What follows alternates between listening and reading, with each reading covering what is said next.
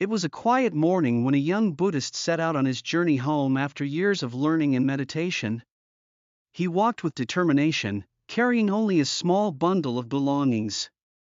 The path was long and challenging, but he was eager to reach his destination. After hours of walking, he reached the banks of a wide and mighty river. The water rushed fiercely, the current too strong to cross by foot. Staring at the vast expanse, the young Buddhist grew restless.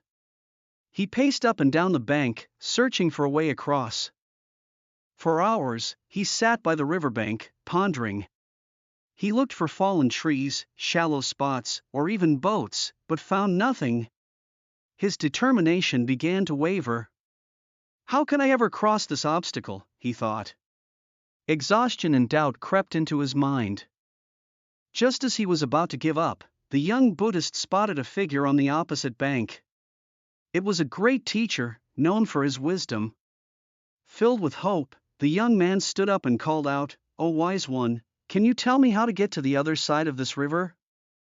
The teacher paused, looked up and down the river with a calm expression, and then called back, "My son, you are already on the other side."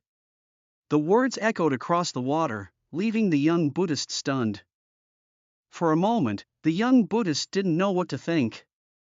Then it struck him, he was so fixated on the obstacle in front of him that he hadn't considered the possibility of a shift in perspective. The other side was simply a matter of where one stood.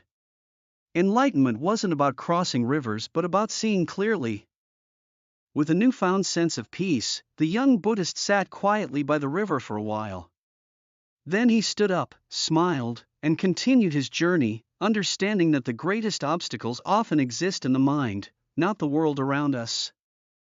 This story reminds us that life's challenges are often shaped by our perspective.